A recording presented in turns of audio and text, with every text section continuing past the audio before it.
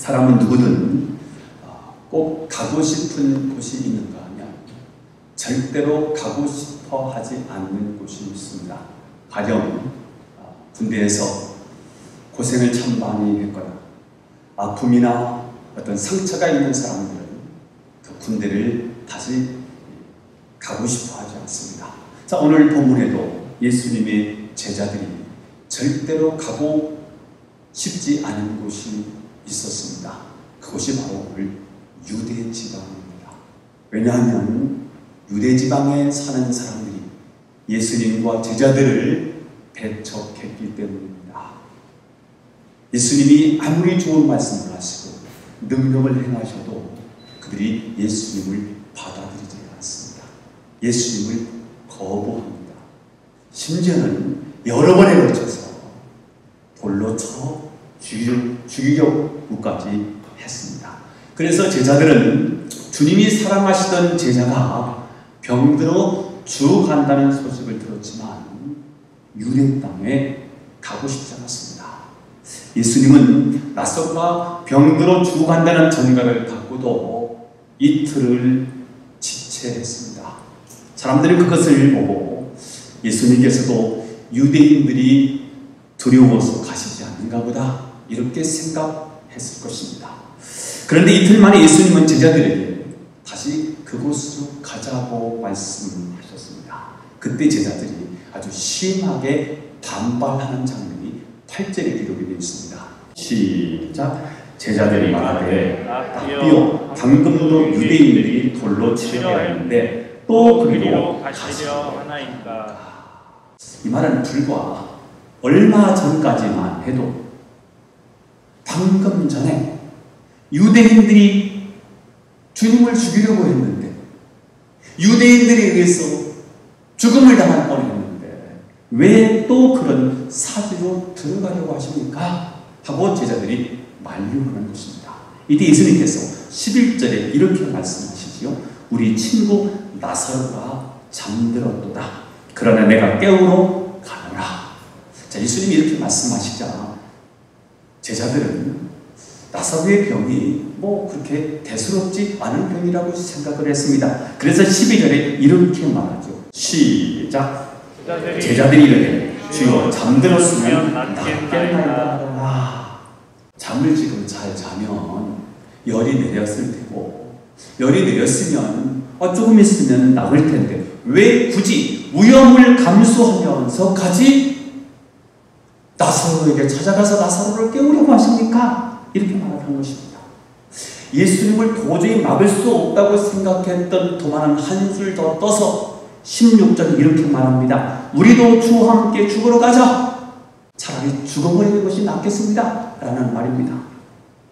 그렇습니다. 제자들은 유대 지방으로 가는 것을 죽는 것보다 더 싫은 일이라고 생각했습니다. 왜냐하면 나사로 때문이 아닙니다. 유대인들이 무서웠기 때문입니다. 제자들이 그들 가운데 다시 들어가면 어쩌면 그들은 모든 것을 잃어버릴 수도 있습니다. 어쩌면 죽을지도 모릅니다. 그러므로 예수님의 제자들이 유대 땅으로 들어간다고 하는 것은 굉장히 위험한 일이고요. 위기 중에 위기를 맞을 수가 있습니다. 자, 그럼에도 불구하고 예수님께서는 제자들이 이렇게 죽고 싶을 정도로 가기 싫어하는 유대 땅으로 들어가려고 하는 이유가 도대체 무엇일까요? 오늘 이 시대에 살고 있는 저와 여러분이 주님이 나는 가고 싶지 않은데 주님이 가라고 말씀하시면 어떻게 할까요? 나는 절대로 하고 싶지 않은 일인데 주님이 하라고 말씀하시면 우리는 어떻게 해야 할까요? 자, 오늘 본문은 제자들의 항의에 대한 예수님의 답변을 들을 수가 있습니다. 오늘 두 가지 질문을 던지면서 두 가지 예수님의 답변을 여러분과 함께 나누면서 우리 앞에 찾아오는 수많은 난제, 우리 힘으로 도저히 풀 수 없는 그런 문제들을 오늘 예수님의 말씀을 통하여 풀려주는 축복의 시간이 되기를 예수님의 이름으로 축원합니다. 두 가지 얘기인데 오늘 첫 번째입니다. 또 그리로 갈 수밖에 없는 이유가 도대체 무엇일까? 예수님의 답변입니다. 지금은 일할 수 있는 무엇이기 때문에요? 낮이기 때문입니다. 대낮. 밤이 아닌 나시기 때문이라는 거예요. 9절에서 10절에 나와 있습니다. 읽어보겠습니다. 시작. 예수께서 대답하시되 낮이 12시간이 아니냐? 사람이 낮에 다니면 이 세상의 빛을 보므로 실족하지 아니하고 밤에 다니면 빛이 그 사람 안에 없는 거로 실족하느니라. 여러분, 낮에 다니면 빛이 있어서 실족하지 않고요, 밤에 다니면 빛이 없으므로 실족한다. 이건 누가 모르는 이야기입니까? 예수님이 왜 이 뻔한 얘기를 하시는 것일까요? 오늘 예수님께서 지금 제자들에게 하고 싶은 말씀이 도대체 무엇일까요? 오늘 살고 있는 저와 여러분에게 꼭 들려주고 싶은 메시지는 무엇일까요? 예수님은 유대인의 반응이 중요한 것이 아니라 지금 낮이라는 것이 중요하다. 지금은 밤이 아니라 낮이라는 거예요. 내가 움직이는 것은, 내가 가고 안 가는 것은 유대인의 반응이 아니라, 유대인이 좋아하면 가고 유대인이 싫어하면 가지 않고, 그런 유대인의 반응에 따라서 내가 움직이는 것이 아니고, 중요한 것은 지금 낮이라는 거예요. 밤이 아니라 낮이라는 것입니다. 그러면 예수님에게 있어서 낮은 도대체 무엇하는 시간입니까? 예수님에게 있어서 낮은 무엇을 의미하는 것입니까? 하나님이 예수님에게 주신, 일하라고 주신 시간이에요. 일할 수 있는 유예 기간이 있어요. 공적 사역은 3년이겠지요. 이 3년 동안 예수님이 해야 할 일이 무엇일까요? 한마디로 말하면 생명 살리는 일입니다. 그러므로 낮은 생명 살리는 시간이라는 사실을 알려주고 싶은 것입니다. 그러니까 예수님께서 제자들을 데리고 나사로 집에 가시려고 하는 이유는 죽은 사람의 집에 문상 가려고 하는 것도 아니고 병을 고치러 가는 것도 아니라는 것입니다. 예수님은 지금 죽은 자를 깨우러 가신다고 말씀하셨습니다. 예수님의 방문의 목적은 이미 죽은 사람, 죽은 지 며칠이 되어서 썩고 냄새가 나는 나사로를 살리러 가시는 것입니다. 그러니까 이 방문은 친구가 친구를 위한 방문이 아니고 의사가 환자를 위한 방문도 아니라는 사실입니다. 하나님께서 그가 만드신 피조물에게로 가시는 방문인 것입니다. 왜냐하면 생명을 잃어버리기 때문입니다. 하나님의 아들 예수 그리스도께서 이 땅에 오시는 목적이 무엇입니까? 하나님의 형상대로 지음받은 하나님의 백성들이 하나님을 떠나서 죄짓고 생명을 잃어버렸기 때문에 이 생명을 회복하시기 위해 하나님의 아들이 사람의 몸을 입고 이 땅에 오셨다는 사실이죠. 하나님의 방문입니다. 하나님의 방문의 목적이 무엇입니까? 병이나 고치는 게 아니에요. 우리 일상의 어떤 문제만 고작 해결하려고 하는 게 아니에요. 우리의 정말 중요한 생명의 문제를 해결하시기 위해서 예수님이 이 땅에 오셨다는 거예요. 오늘 나사로의 방문은 단지 병을 고치기 위한 방문이 아니고요, 아주 중요한, 누구도 해결할 수 없는 생명을 살리는 문제였습니다. 그래서 영원한 생명을 살리는 방문이었다는 사실을 아실 필요가 있는 것이고, 하나님 형상이 깨졌거든요. 하나님 만나러 하나님 형상대로 지음받은 인생들이 하나님을 떠나는 하나님 형상이 파괴됐어요. 고장났어요. 기능을 하지 못해요. 하나님을 만나지 못해요. 고쳐줘야 돼요. 회복해줘야 돼요. 그래서 예수님이 이 땅에 오셨어요. 오늘 예수님께서 나사로의 방문은 적어도 그런 방문이라는 거예요. 생명을 살려내는 사건이에요. 거부할 수 없는 명제예요. 생명 살리는 일이에요. 만일 죽은 나사로가 다시 살게 된다면 다른 모든 죽은 자도 다시 살 수 있는 것입니다. 죽음의 벽을 아무도 뚫지를 못했어요. 죽음은, 이 마의 벽은 아무도 넘어설 수 없는 벽이었어요. 그래서 죽으면 끝나는 거예요. 천국 가는 길이 없어요. 길이 없는 거예요. 그런데 나사로를 살리는 사건을 통해서 예수님이 하고 싶은 건 뭐냐면, 내가 누군지 아느냐? 나는 죽음의 벽을 뚫는 하나님의 아들 예수 그리스도라는 사실을 알려주고 싶은 거예요. 예수님이 누구이십니까? 예수님은 죽음의 벽을 정복하신 우리의 주님 예수 그리스도이신 줄 믿게 되기를 축복합니다. 누구도 죽음을 정복하지 못했어요. 이 죽음의 벽을 뚫지를 못했어요. 예수님이 길이라고 말씀하셨어요. 천국 가는 길이 막혔어요. 길이 없는 거예요. 가다 보면 낭떠러진 거예요. 그런데 예수님은 나는 곧 길이라고 말씀하셨어요. 어떤 길입니까? 진리로 왕래하는 길입니다. 진리가 무엇입니까? 진리는 생명으로 이끄는 길이 진리입니다. 그래서 예수님은 나는 곧 길이요 진리요 생명이라고 말씀하셨습니다. 그분이 길이고 진리고 생명인 것을 증명해내시기 위하여 오늘 나사로, 죽은 나사로에게로 가는 것입니다. 그러므로 예수님의 방문의 목적은 전 인류의 영원한 운명을 다루게 되는 일이었다는 사실입니다. 아무리 유대인들이 싫어하고 제자들이 가고 싶지 않다 하더라도 예수님께서 가시는 목적은 죽은 자를 살리는 것입니다. 그러므로 오늘 이 사건은 생명을 살리는 메시아임을 드러내는 사건입니다. 그리고 앞으로 십자가와 부활을 준비하겠다는 당신의 의지를 표명한 사건입니다. 이 사건이 끝나고 예수님이 십자가에 체험되는 겁니다.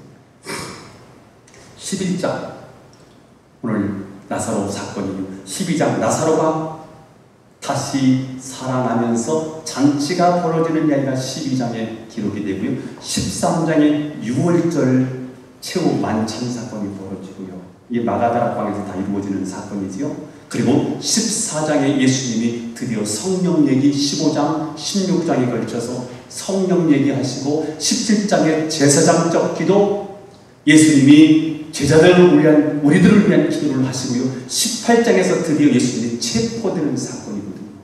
그러니까 예수님이 십자가를 목전에 둔 사건이 나사로 사건이라는 사실을 우리는 알 수가 있습니다.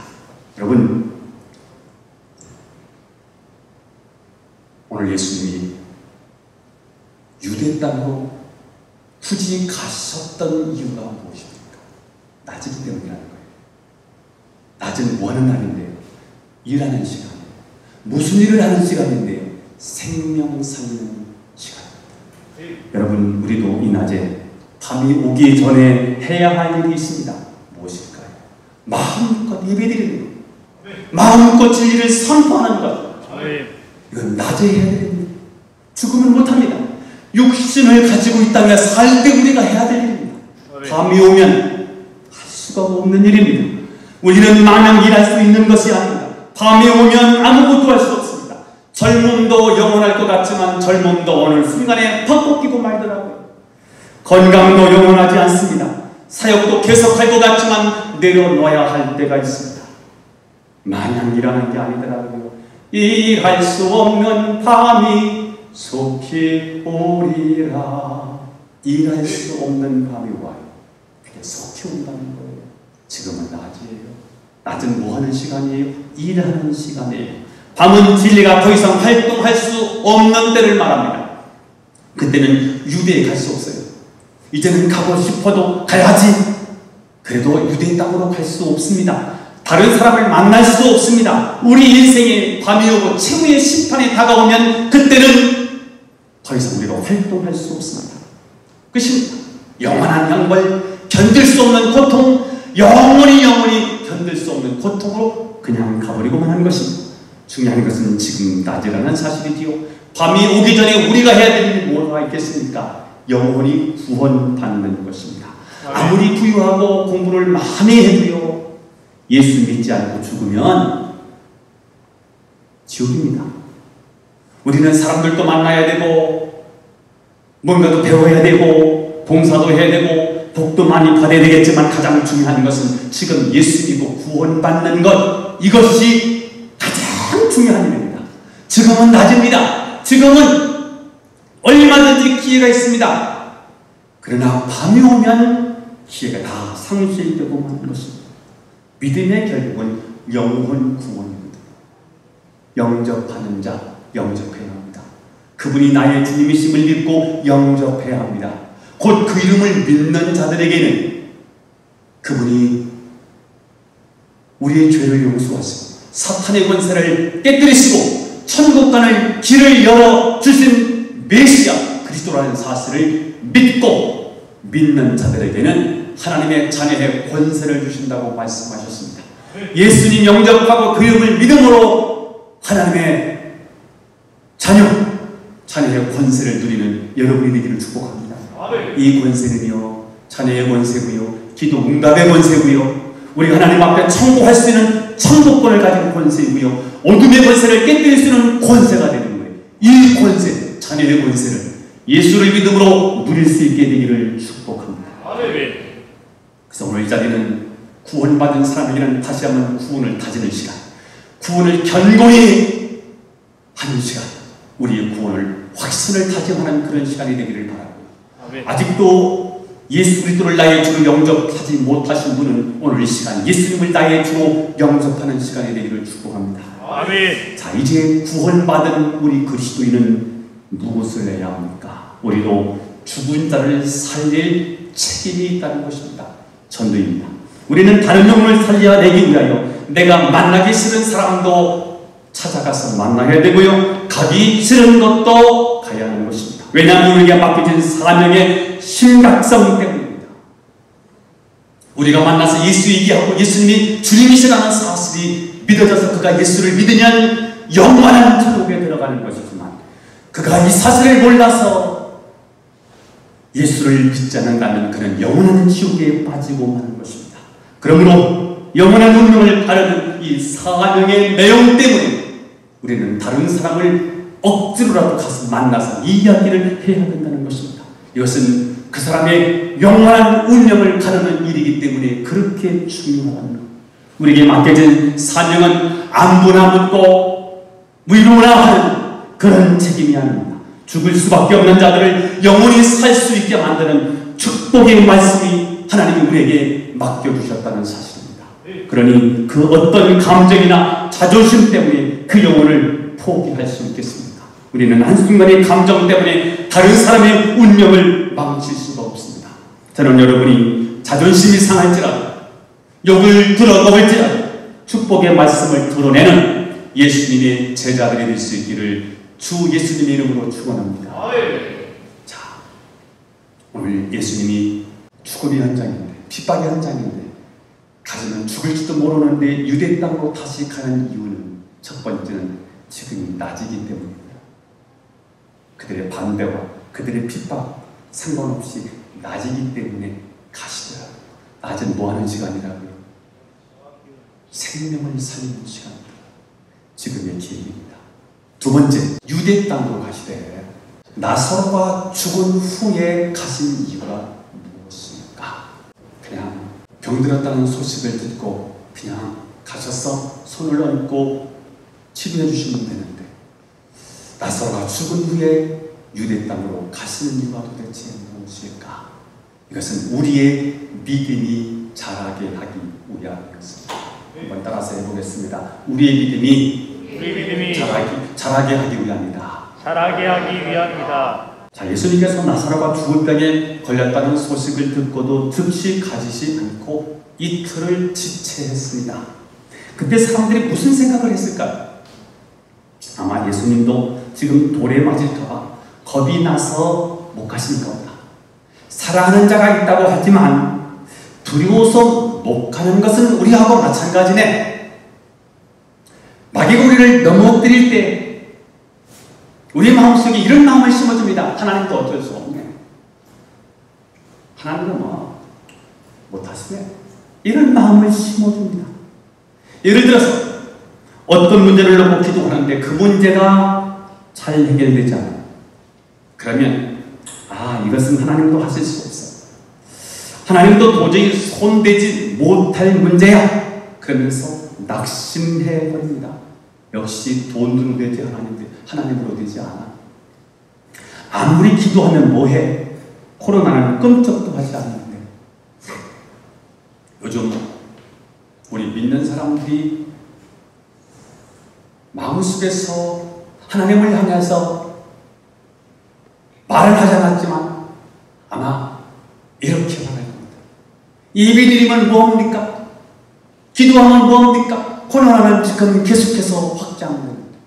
그러나 여러분, 닥친 현실 때문에 하나님의 능력을 제한하지 않게 되기를 바랍니다.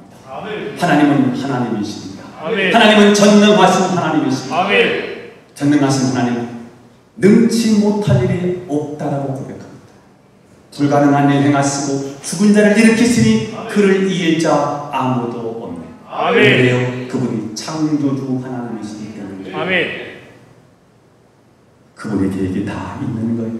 지금 어렵습니까? 전반전입니다. 후반전이 있습니다.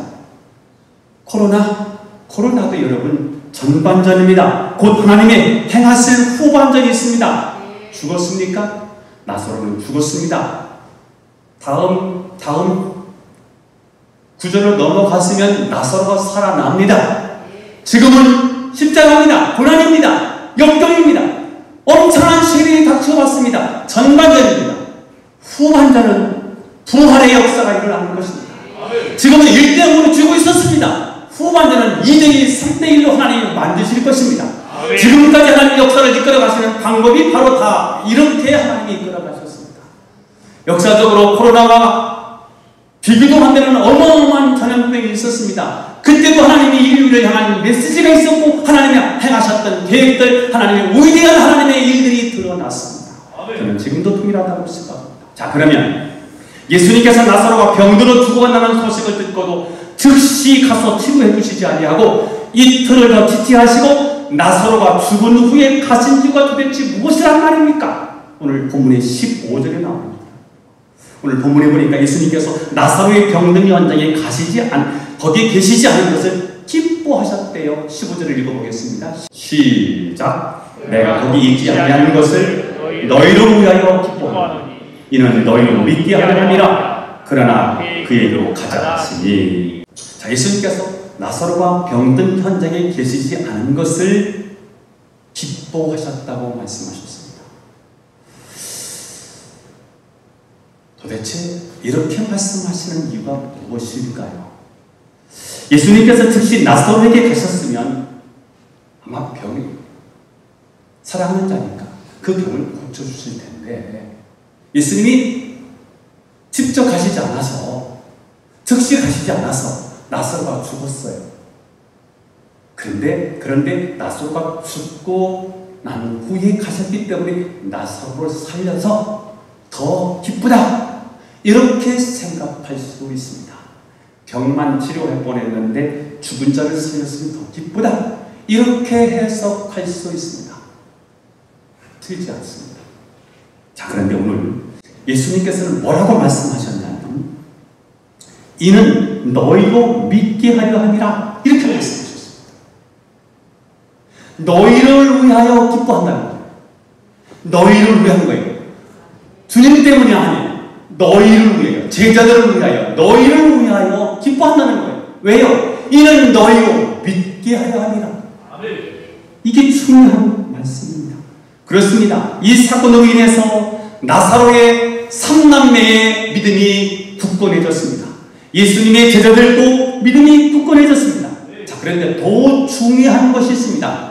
그것은 예수님을 보지 못한 저와 여러분의 믿음입니다.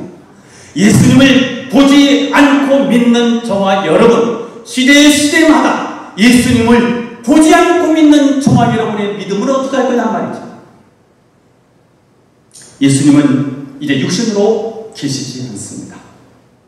십자가에 못 박혀 죽으신 이후에 부활하신 후 제자들에게 당신의 부활을 보여주신 것 외에는 예수님이 승천하시고 나서는 더 이상 그분이 육체로 나타나지 않으셨습니다.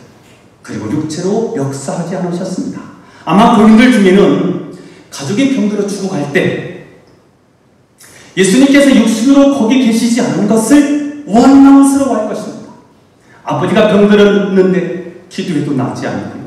목사님의 기도도 받고 기도원에서 안수기도도 받는데 잘 낫지 않는다면 우리는 주님이 육신으로 계시지 않은 것을 굉장히 원망스러워할 것입니다. 그러나 예수님은 육신으로 계시지 않은 것을 너희를 위하여 기뻐하노니 육신으로 거기 가 계시지 않은 것을 너희를 위하여 기뻐한다. 왜요? 이는 너희로 믿게 하려 합니다. 저는 이 사실이 믿어지기를 축복합니다. 예수님이 육신으로 계시면 우리의 믿음이 자라지 않습니다. 육신으로 계시면 우리의 신앙은 맹목적 신앙이 되어버리고 맙니다.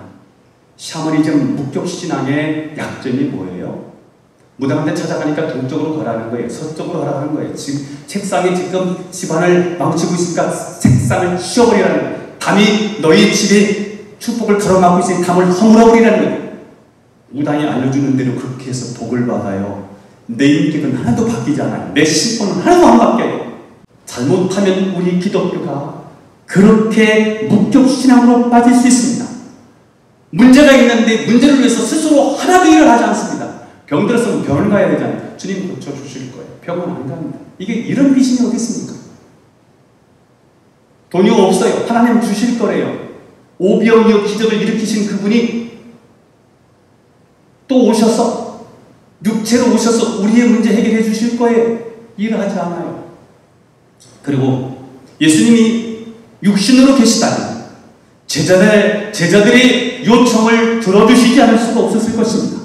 예수님이 육신으로 계시면서 죽은 자를 그냥 내버려 두면 우리는 미치든지 아니면 신앙을 잃어버리고 말 것입니다. 우리는 예수님이 육신으로 오셔서 즉각 그 문제를 해결해 주셨으면 좋겠지만 그러면 우리는 뇌 없는 신앙이 돼요. 머리 없는 생각 없는 신앙이 돼요. 여러분 머리 없는 신앙만큼요 무서운 게 없어요. 여러분 생각을 가지고 신앙생활 하는 거 맞지요? 하나님 우리에게 생각하라고 머리 주신 거 맞지요? 근데 잘못하면 오늘 예수님이 지금 이걸 설명해내고 싶은 거예요. 제자들은 나를 보는 거예요. 나를 안 볼 때가 있잖아요. 내가 없으면. 그렇습니다. 예수님이 육신으로 계시지 않아야 우리가 죽음의 고통도 맛보고요. 말할 수 없는 자들을 맛보면서 하나님의 뜻을 생각하면서 하나님께 매달리면서 우리의 믿음이 자라고 성장하게 됩니다. 예수님이 육신으로 계시면 우리는 절대로 기도하지 않을 거예요. 그런데 예수님이 육체로 계시지 않으니까 어쩔 수 없이 우리는 기도도 하고요. 기도하는 가운데 생각도 변하고요. 우리 지각도 잘하고요. 하나님의 뜻을 발견하게 되면서 내가 잘못된 것을 깨닫고 고치고 회개하고 내 인격도 변화되고 거룩한 주님을 닮아가고요. 이 과정이 있는 이유가 뭐예요? 그분이 육신으로 계셨다면 우리는 가서 해주세요. 그렇게 처리하고 말 텐데 육신으로 계시지 않으니까 우리가 기도하고요. 그분 이름으로 매달리고요. 그러다가 나도 모르게 내가 바뀌어요. 내가 변하는 거예요. 나도 모르게 신앙이 주님에 대한 열망이 생기면서 주님 때문에 내 인생이 내 삶이 다듬어져요. 정결하게 돼요. 주님이 원하시는 길을 가게 되는 거예요. 그래서 우리의 신앙이 건강한 신앙으로 만들어 주고 싶을 것입니다.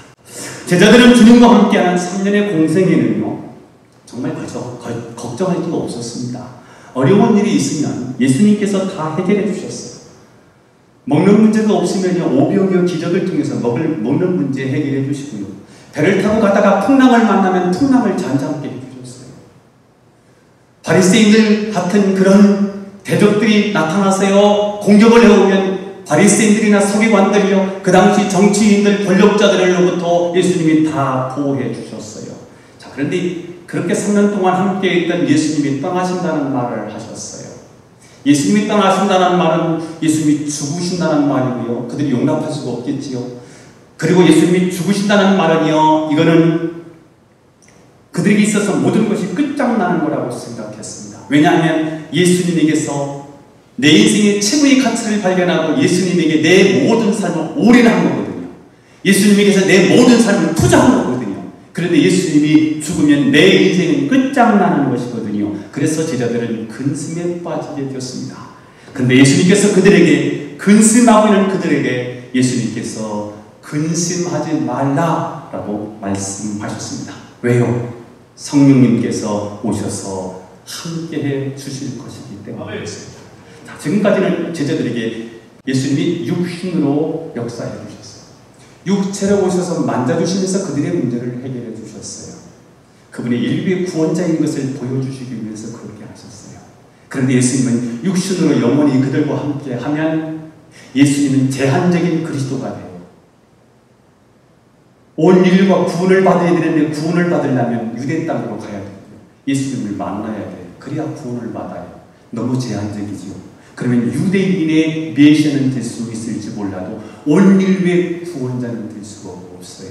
그래서 예수님은 다른 방식으로 온 인류를 구원하실 수 있는 방법을 우리에게 허락하시는 거예요. 그게 뭐예요? 영으로 역사하시는 방법이에요.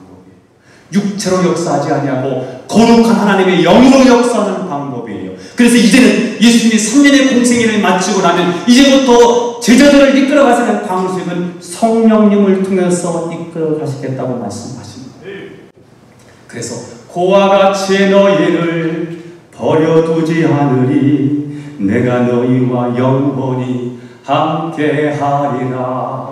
성령이 오셨네 성령이 오셨네 내 주에 보내실 성령이 오셨네. 주님의 이름으로 보내실 성령이 오신다는 거예요. 아멘. 그분이 우리와 함께 하신다는 거예요. 아멘. 요한복음 14장 16절을 보겠습니다. 시작. 내가 아버지께 구하겠으니 그가 또 다른 보혜사를 너희에게 주사 영원토록 너희와 함께 있게 하리니. 오늘 예수님은 성령님을 어떻게 소개했느냐면 또 다른 보혜사라고 소개를 해주셨습니다.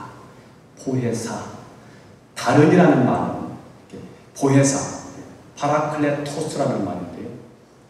법정 대리, 변호사 이런 뜻인데요. 그런데 어떤 변호사냐, 어떤 보혜사냐는 거예요. 또 다른 보혜사라는 거예요. 다르다는 표현을 헬라어는 완전히 다른 거예요.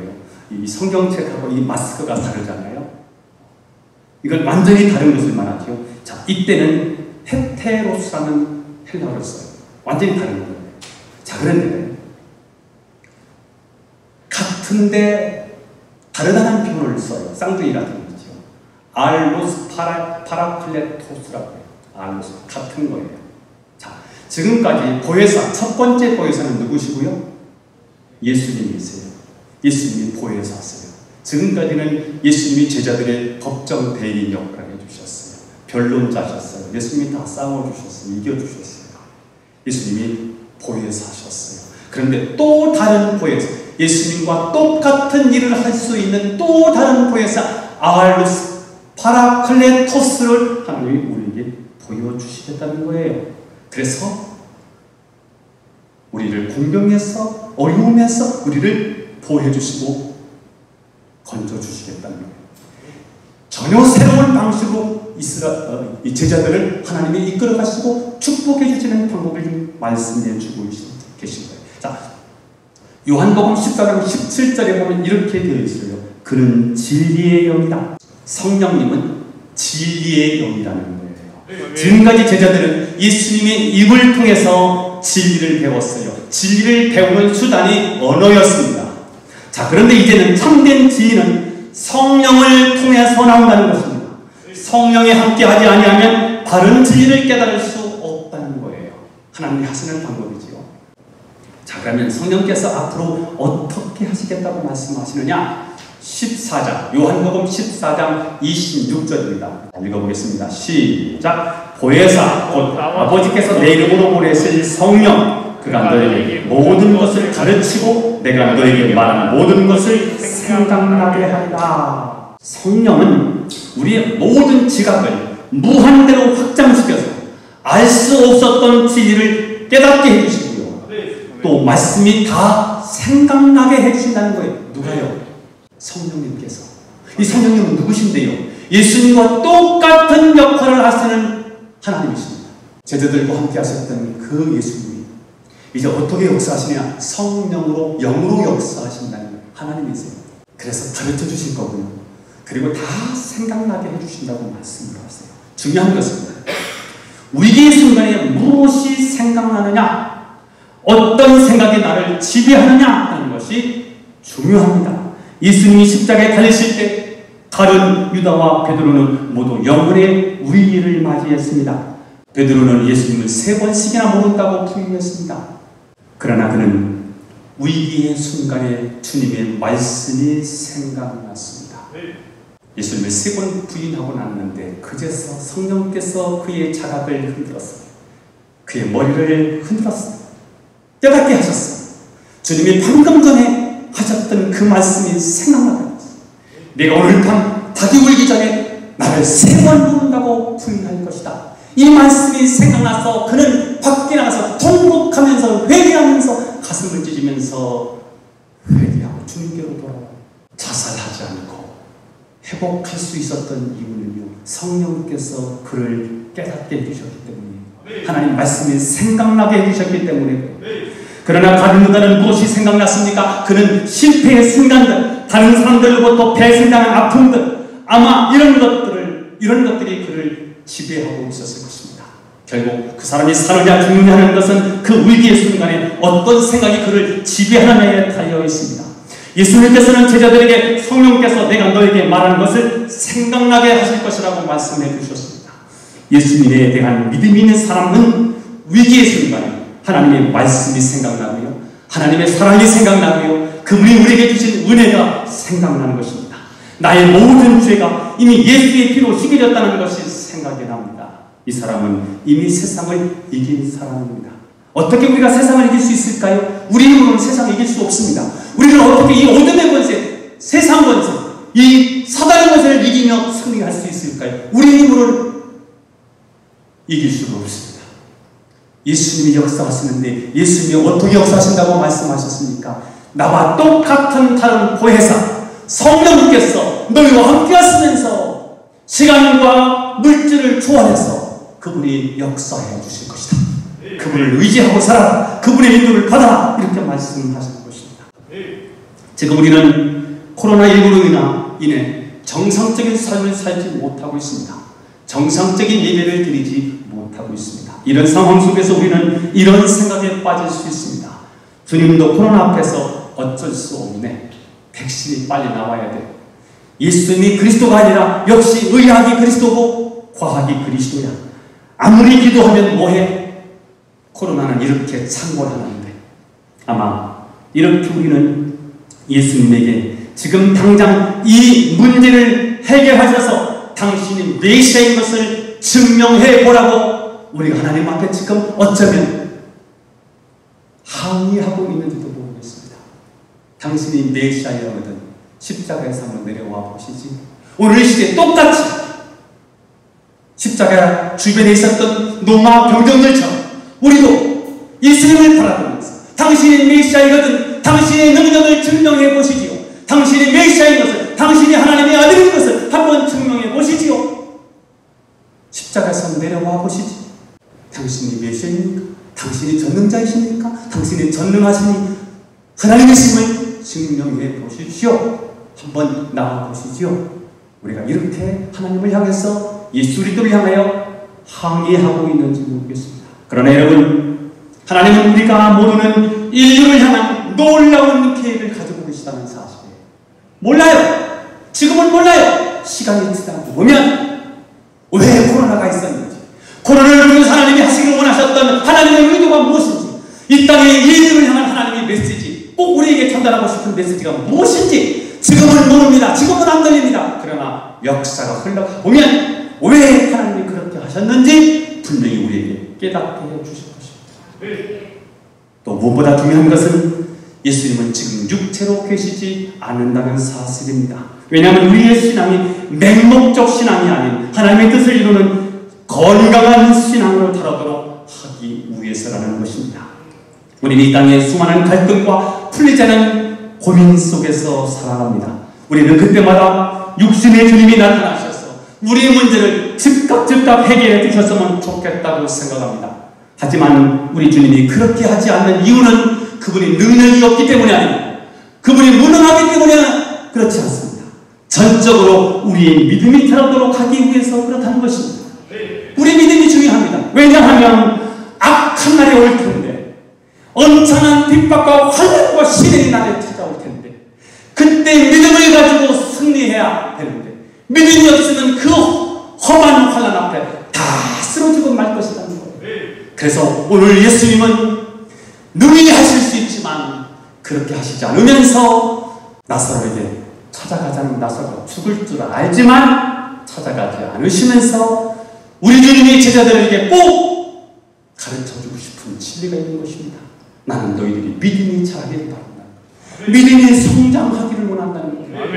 앞으로 조금 있으면 십자가를 맞닥뜨리게 될 거예요. 죽음의 위협이 이들을 고통스럽게 만들 거예요. 시련과 죽음의 위협이 곧 들이닥칠 것입니다. 그때 어떻게 승리할 수 있습니까? 믿음으로 승리하는 것입니다. 여러분, 코로나를 통해서 우리에게 주는 메시지가 뭐예요? 이야, 우리 신앙이 이 정도로 나약한가? 코로나 앞에서 사람들이 믿음이고 뭐고 다 소용없어요. 믿음을 지키려고 하지 않아요. 코로나, 예배 안 드리니까 좋다. 우리의 신앙이 얼마나 연약하고 우리의 신앙이 얼마나 무력한지를 이 코로나를 통해서 알게 되었습니다. 비록 우리는 육체적인 예수님은 뵐 수 없지만 우리가 매일 말씀과 기도로 성령과 교통할 때 성령께서는 진리를 깨닫게 해주셔서 그 어려움에서도 우리에게 승리를 안겨주실 줄로 믿습니다. 샤우팅 모이지 말라니까, 속으로 하지 말라니까 샤우팅을 한번 하자. 샤우팅 한 번 하는데 5분이에요. 5분까지 역사가 일어나지 않아요. 30분 하니까 6개 들어가요. 적어도 6개 정도는 해야 되지 않을까요? 지금 영상으로 예배드리는 우리 교우 여러분, 샤우팅 6개 이상은 하십시다. 6개 이상은 하십시다. 지금 다른 교회에서 샤우팅을 하고 있는데 역사가 일어나는 거예요. 어떤 분은 12년 동안 만성 위험했어요. 계속 속이 막 아픈 거예요. 근데 샤우팅하는 사람이 속을 시원하게 해주죠. 그래서 보니까 나은 거예요. 어떤 분은 샤우팅하는데 하나님께서 막 감동을 주셨어요. 2년 동안 허리가 아파서요. 제대로 걷지도 못하고요. 누워있지도 못하고 그랬는데 샤우팅을 하면서 하나님이 허리를 시원하게 만져주시더라는 거예요. 누가 하시는 것입니까? 성령께서 진리를 깨닫게 하시더니 성령이 진리를 깨닫게 하시더니 성령이 역사하시니까 성령이 예수님과 동일한 능력으로 역사하시는 거예요. 저는 여러분이 성령의 인도함을 받기 위해서 다시 샤우팅을 재개해 주시기 바랍니다. 이제 우리 주님은 육체로 역사하지 아니하시고 성령으로 역사하시기 때문입니다. 일주일 동안 성령의 인도하심과 성령의 역사하심을 체험하는 한 주간이 되기를 주 예수님의 이름으로 축원합니다. 기도드리겠습니다. 하나님 아버지, 오늘도 우리를 축복하시고 은혜 주시니 감사합니다. 하나님 말씀 기억하면서 성령이 인도하게 하시고 성령의 역사를 체험하게 하옵소서. 예수님의 이름으로 기도하옵나이다. 아멘.